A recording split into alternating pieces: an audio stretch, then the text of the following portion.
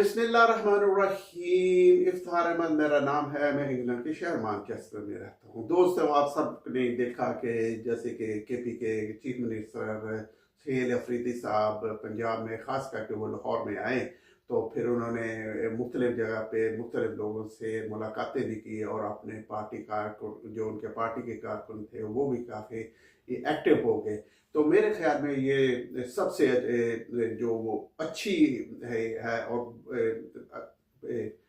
उन्होंने एक example set की है कि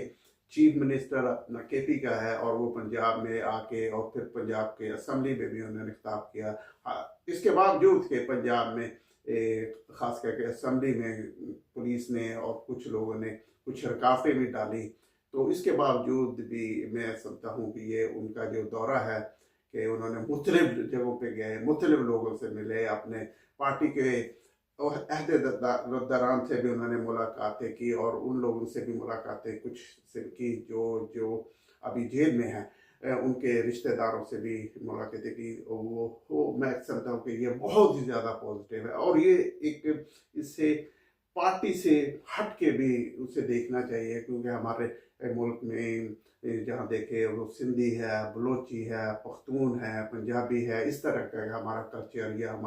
हमारे सोच बन चुकी है। उस सोच में एक केपी का जो एक दूसरे सूबे का चीफ मिनिस्टर है वो इधर आया इन हालात में। पहले तो आते थे जब इस तरह के हालात नहीं थे, लेकिन अभी एक काफ़ी अरसे से 2-3 साल से काफ़ी हालात वगैरह चेंज हुए हैं कि हमारे जो कुछ पार्टी हैं या जो तनकीद करती हैं, जो हमारे मुल्क को रन करते हैं, उन पे तनकीद करती हैं, तो वो उनकी जो मूवमेंट वगैरह है उन्हें बहुत ज़्यादा लिमिटेड कर देते हैं। उनकी मूवमेंट पे वो बहुत ज़्यादा अपना असर और रसूख करते हैं और फिर उनकी मूवमेंट को काफ़ी ज़्यादा लिमिटेड कर दिया जाता है। लेकिन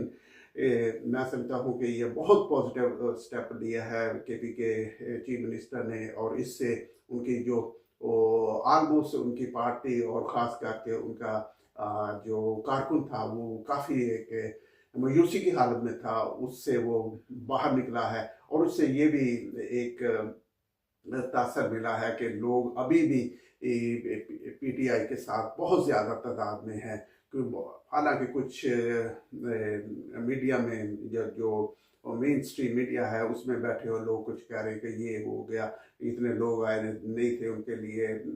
इस्तकबाल करने के लिए, या इस तरह की जो बातें करते हैं। लेकिन अगर आप उनकी बातों को एक साइड पे रखें और आप सोशल मीडिया देखें और फिर उनका इम्पैक्ट देखें और जो लोग थे वो उनका आप देखें कि वो बहुत ज़्यादा चार्ज थे, तो इससे तो एक बात वाज़ह हो गई है कि जो लोग एक ये तासर दे रहे थे या एक नैरेटिव डेवलप कर रहे थे कि पीटीआई ख़त्म हो गई, अभी बस फिर से दो ही पार्टी हो गए रह गई हैं कि एक पीपल पार्टी है और दूसरा नवाज लीग है। लेकिन मेरे ख्याल में ये जो उन्होंने नैरेटिव बनाया हुआ था काफ़ी अरसे से, वो सुहेल अफरीदी की ये इस जो उन्होंने ये बहुत ही आई थिंक पॉजिटिव स्टेप लिया है और बहुत ही ब्रेव उनका स्टेप था। इससे उनके जो नैरेटिव उन्होंने शेप किया हुआ था उसे काफ़ी ज़्यादा धचका लगा है। और ओवरऑल ये मेरे ख्याल में बहुत अच्छा हुआ है, क्योंकि हमारे जो लोग हैं वो पंजाब में पंजाबी है, सिंध में सिंधी है, बलोच में बलोची है, केपी में पख्तून है, ये ऐसे डिवाइड हुए हैं। और इधर इतना हमारा कल्चर नहीं डेवलप हो रहा। कुछ हमारे मुल्क में सिक्योरिटी के भी हालात ऐसे हैं कि लोग खौफ में रहते हैं, वो दूसरे एरिया में जाने के लिए खौफजदा होते हैं, इतना ज़्यादा मिक्स नहीं होते। तो इन हालात में